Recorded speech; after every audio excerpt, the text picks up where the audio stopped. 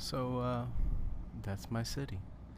Um, it's interesting because having lived down there, even if millions of people work there during the day, the actual residential population is much smaller. It's something I think like a small suburb, or maybe one of those far out sort of semi-suburb, semi-rural towns.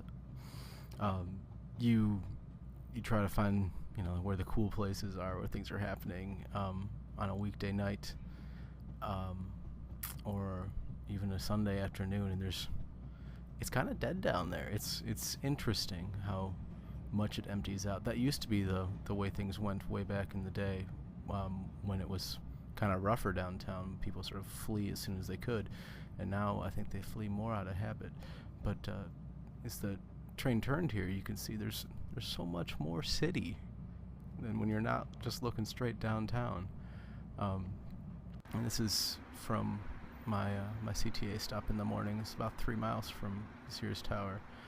But even here, like, there's 3 miles of stuff in between. There's UIC. There's what's left of the Maxwell Street Market, or the resurgent Maxwell Street Market, which is a street market that you might see if you watch Blues Brothers, where they're all playing blues in the streets.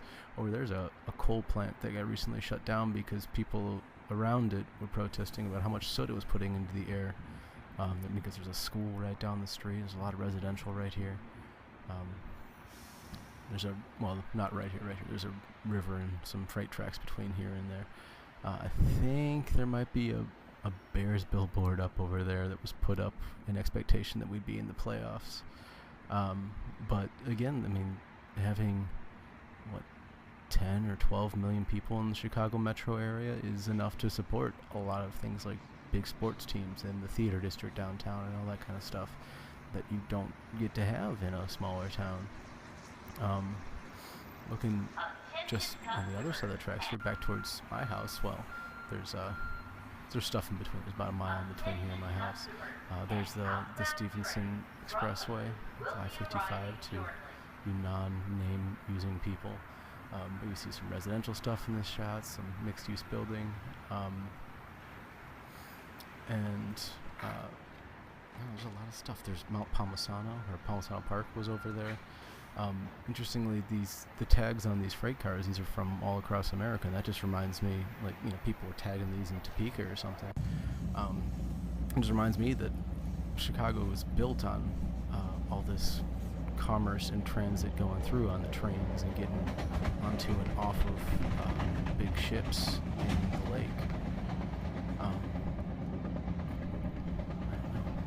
If you pay attention here, I think you'll see where my church meets. Right after this. Yeah, there it is. And that's a union hall during the week. We do a lot of training for sort of technical skills for their union. Because everybody in the union's got to sort of pass tests and keep training up and stuff. And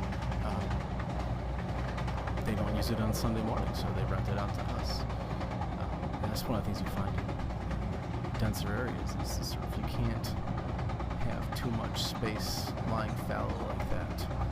Well, you can, but somebody else is probably going to be willing to use it.